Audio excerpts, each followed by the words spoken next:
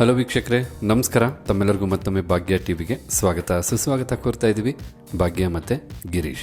ಸ್ನೇಹಿತರೆ, ಇವತ್ತಿನ ಈ ವಿಡಿಯೋದಲ್ಲಿ ಟೊಮೊಟೊ ಹಣ್ಣಿನ ರಸಂ ಅಥವಾ ಟೊಮೊಟೊ ಹಣ್ಣಿನ ತಿಳಿಸಾರನ್ನು ಯಾವ ರೀತಿ ಮಾಡೋದು ಅಂತ ತಿಳಿಸ್ಕೊಡ್ತಾ ಇದ್ವಿ. ಈ ಮೊದಲೇ ನಾವು ಟೊಮೊಟೊ ಹಣ್ಣಿನ ತಿಳಿಸಾರನ್ನು ಮಾಡಿದ್ವಿ.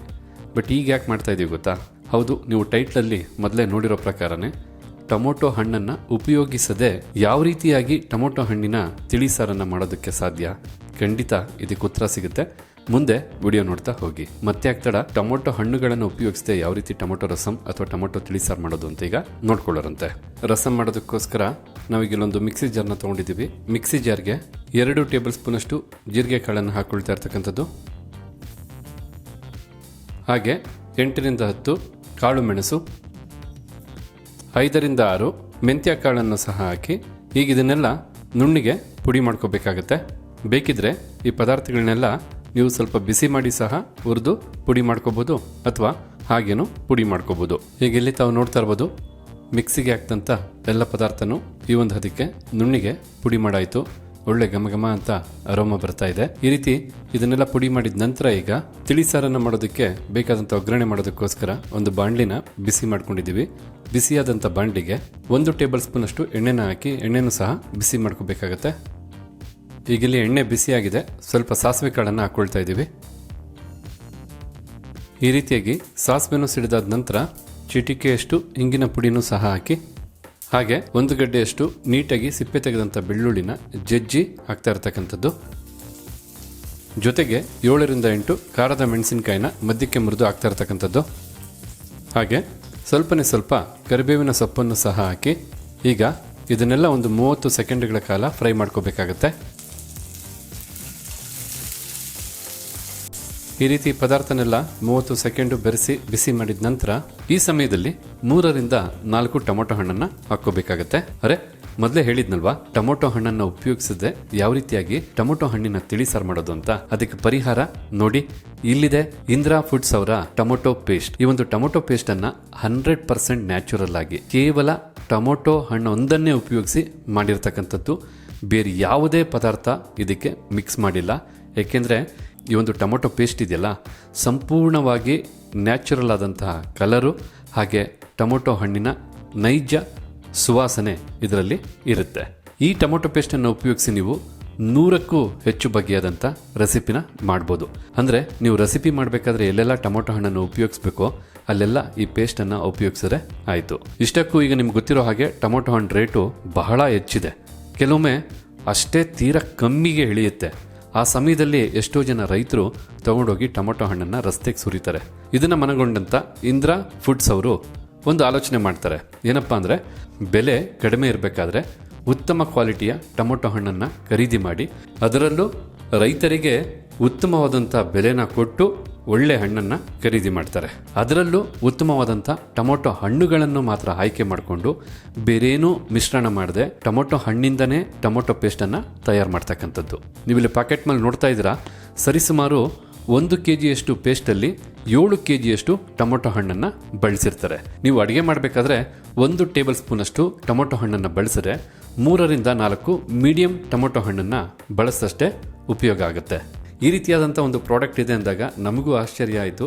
ಇದನ್ನು ಉಪಯೋಗಿಸಿ ನಾವು ಹಲವಾರು ರೀತಿಯಾದಂಥ ರೆಸಿಪಿನ ಮನೆಗೋಸ್ಕರ ಮಾಡ್ಕೊಂಡ್ವಿ. ನಿಜ ಹೇಳ್ತೀನಿ ವೀಕ್ಷಕರೇ, ನೀವು ಯಾವುದೇ ಒಂದು ರೆಸಿಪಿ ಆಗ್ಬೋದು, ಅದನ್ನು ಟೊಮೊಟೊ ಹಣ್ಣು ಉಪಯೋಗಿಸು ಮಾಡಿ, ಹಾಗೆ ಈ ಒಂದು ಟೊಮೊಟೊ ಹಣ್ಣಿನ ಪೇಸ್ಟನ್ನು ಉಪಯೋಗಿಸಿ ಮಾಡಿ.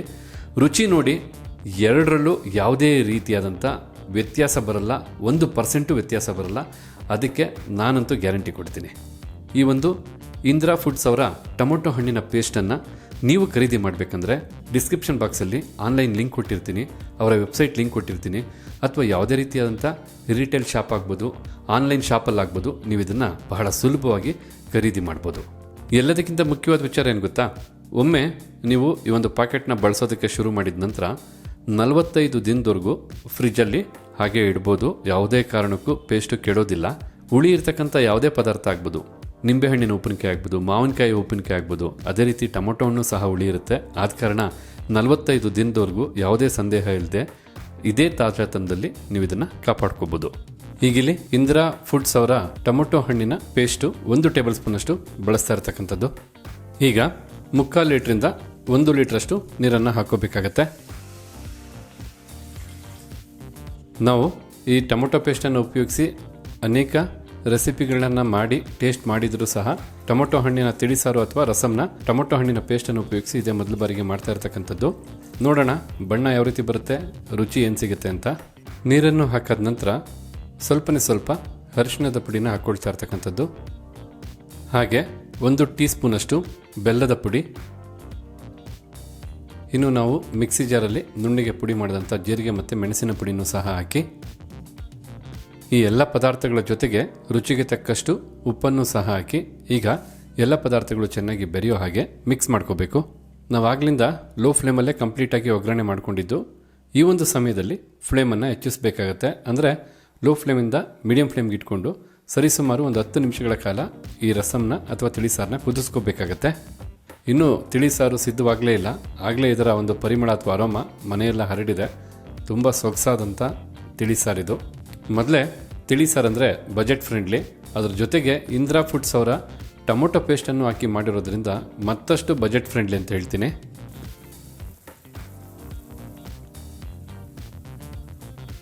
ನೋಡ್ತಾ ಇದ್ದೀರಲ್ಲ, 10 ನಿಮಿಷಗಳ ಕಾಲ ಚೆನ್ನಾಗಿ ತಿಳಿಸಾರಿಲ್ಲಿ ಕುದ್ದಿದೆ. ಜನರಲ್ ಆಗಿ ನಾವು ಟೊಮೊಟೊ ಹಣ್ಣಿನ ರಸ ಮಾಡಬೇಕಂದ್ರೆ ಟೊಮೊಟೊ ಹಣ್ಣನ್ನು ಮೊದಲು ಚೆನ್ನಾಗಿ ಬೇಯಿಸ್ಕೋಬೇಕು. ತದನಂತರ ಅಂದರೆ ತಣ್ಣಗಾದ ನಂತರ ಟೊಮೊಟೊ ಹಣ್ಣನ್ನು ಕಿವುಚ್ಕೋಬೇಕು. ಅದು ಯಾವುದರ ಗೊಡವೆನೇ ಇಲ್ಲದೆ ಬಹಳ ಸುಲಭವಾಗಿ ದಿಢೀರಂತ ತಕ್ಷಣಕ್ಕೇ ಮಾಡಿರ್ತಕ್ಕಂಥ ರಸಮ್ ಅಥವಾ ತಿಳಿಸಾರಿದು. ಈಗ ತಿಳಿಸಾರು ಚೆನ್ನಾಗಿ ಕುದ್ದು ಸಿದ್ಧವಾಗಿದೆ. ಮೇಲೆ ಸ್ವಲ್ಪ ಕೊತ್ತಂಬರಿ ಸೊಪ್ಪನ್ನು ಹಾಕ್ಕೊಂಡು ಫ್ಲೇಮನ್ನು ಆಫ್ ಮಾಡ್ಕೊಂಡ್ರಾಯ್ತು. ಕುಡಿಯೋದಕ್ಕಾಗ್ಬೋದು, ಊಟದ ಜೊತೆ ತಿನ್ನೋದಕ್ಕಾಗ್ಬೋದು. ಬಹಳ ಅಂದರೆ ಬಹಳ ಸೊಗಸಾಗಿರ್ತಕ್ಕಂಥ ಒಳ್ಳೆ ಅರೋಮ ಬರ್ತಾ ಇರ್ತಕ್ಕಂಥ, ಬಣ್ಣದಲ್ಲಾಗ್ಬೋದು ರುಚಿಲಾಗ್ಬೋದು, ಬಹಳ ಅಂದರೆ ಬಹಳ ಸೂಪರ್ ಆಗಿರ್ತಕ್ಕಂಥ ಇಂದ್ರಾ ಫುಡ್ಸ್ ಅವರ ಟೊಮೊಟೊ ಪೇಸ್ಟಿಂದ ಸಿದ್ಧ ಮಾಡಿದಂಥ ರಸಮ್ ಇಲ್ಲಿ ಸಿದ್ಧವಾಗಿದೆ. ಹೌದು, ನಾನು ಮೊದಲೇ ಹೇಳಿದ್ದೆ, ಇದೇ ಮೊದಲನೇ ಬಾರಿ ಟೊಮೊಟೊ ಹಣ್ಣಿನ ಪೇಸ್ಟನ್ನು ಹಾಕಿ ಟೊಮೊಟೊ ಹಣ್ಣಿನ ರಸಮ್ನ ತಯಾರು ಮಾಡ್ತಾ ಇರೋದು ಅಂತ. ನಾನು ಸಹ ಇದರ ಒಂದು ರುಚಿನ ನೋಡಿ ಖಂಡಿತ ಆಮೇಲೆ ನಿಮಗೆ ಫೀಡ್ಬ್ಯಾಕ್ ಕೊಡ್ತೀನಿ. ಆಹಾ, ಬಾಯಿ ಚಪ್ಪರಿಸಿ ತಿನ್ನಬೇಕು ಊಟನ. ನಿಜವಾಗ್ಲೂ ಎಂಜಾಯ್ ಮಾಡ್ತಾ ಕುಡಿಬೋದು ಈ ಒಂದು ರಸಮ್ನ. ಯಾಕೆ ಅಂತೀರಾ? ಎಷ್ಟು ಸೊಗಸಾದ ರುಚಿ ಅಂದರೆ ಖಂಡಿತ ಇದನ್ನು ಟೊಮೊಟೊ ಹಣ್ಣಿನ ಪೇಸ್ಟ್ ಹಾಕಿ ಮಾಡಿರೋದು ಅಂತ ಹೇಳೋದಕ್ಕೆ ಸಾಧ್ಯನೇ ಇಲ್ಲ.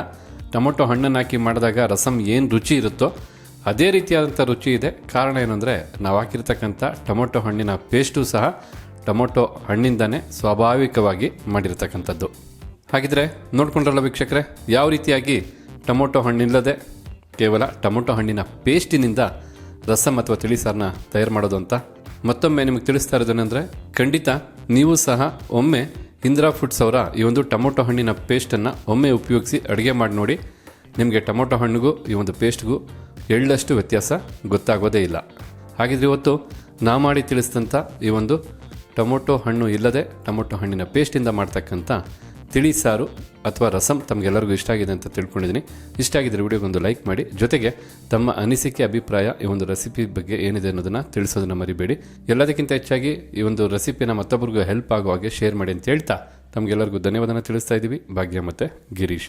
ಮತ್ತೊಂದು ಹೊಸ ವಿಡಿಯೋದಲ್ಲಿ ಹೊಸ ರೆಸಿಪಿ ಜೊತೆ ತಮ್ಮನ್ನ ಭೇಟಿ ಮಾಡ್ತೀವಿ. ಅಲ್ಲಿವರೆಗೂ ನಮಸ್ಕಾರ ವೀಕ್ಷಕರೇ.